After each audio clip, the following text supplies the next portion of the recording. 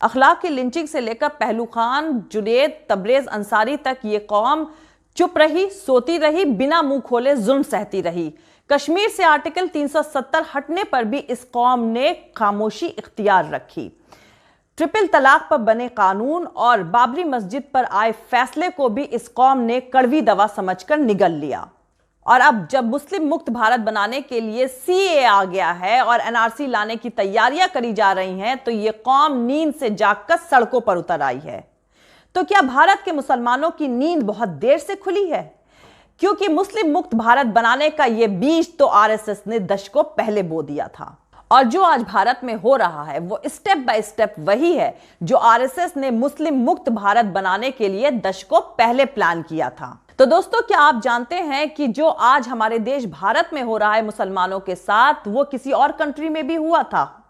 उस देश में मुसलमानों ने 780 साल तक हुकूमत करी थी और उसके बाद एक एक करके मुसलमानों को उस देश से बाहर निकाल दिया गया, या फिर उनको जेल में डाल दिया गया, या फिर उनको उस कंट्री में रहने के लिए अपना मुस्लिम धर्म बदलना पड़ा। और यह सब हुआ था 450 साल पहले। जी हां, मैं बात कर रही हूं फर्डिनेंड और इसाबेला के हुकूमत के उस दौर की, जहां ये दोनों पति पत्नी ने एक एक करके मुसलमानों को स्पेन छोड़ने पर मजबूर किया।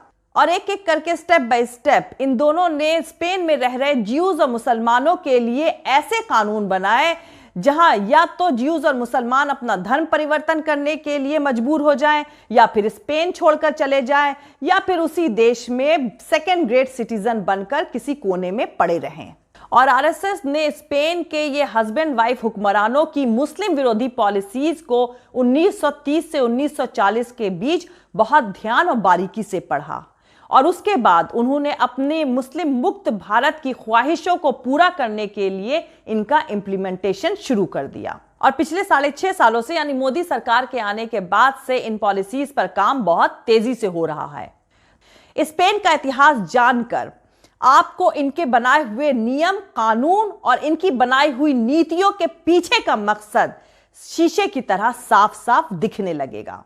तो आइए आपको ले चलते हैं स्पेन के उस दौर में जहां 780 साल तक मुसलमानों के राज करने के बाद मुस्लिम हुकूमत अब कमजोर पड़ने लगी थी। तो उस वक्त स्पेन में 3 कैटेगरी के मुसलमान हुआ करते थे। एक तो ओरिजिनल मुसलमान, दूसरे वो मुसलमान जिनकी माँ स्पेनिश और बाप मुस्लिम थे, और तीसरे कन्वर्टेड मुस्लिम्स, यानी वो मुस्लिम जो दूसरे धर्म के थे लेकिन बाद में उन्होंने इस्लाम कबूल कर लिया था। यानी 780 साल तक स्पेन पर राज करने के बाद जब मुसलमानों के हाथ से आखिरी सूबा ग्रेनाडा भी निकल गया, तो उसके बाद स्पेन में एक नियम, एक कानून बना दिया गया कि जो फर्स्ट कैटेगरी वाले मुस्लिम्स थे, यानी जो ओरिजिनल मुस्लिम थे, यानी जिन्होंने स्पेन पर रूल किया था, उन लोगों के पास से प्रॉपर्टी रखने का राइट्स, यानी प्रॉपर्टी रखने का हक छीन लिया जाएगा। तो जब इस कैटेगरी वाले मुसलमानों के पास से प्रॉपर्टी रखने का हक छीन लिया गया, तो ये लोग स्पेन छोड़कर मरकश और ट्यूनिस चले गए। और जो दूसरी कैटेगरी के मुसलमान थे स्पेन में, यानी वो लोग जिनकी माँ स्पेनिश और बाप मुस्लिम थे, उन्हें विदेशी, लुटेरा और गद्दार कहा जाने लगा। जैसा कि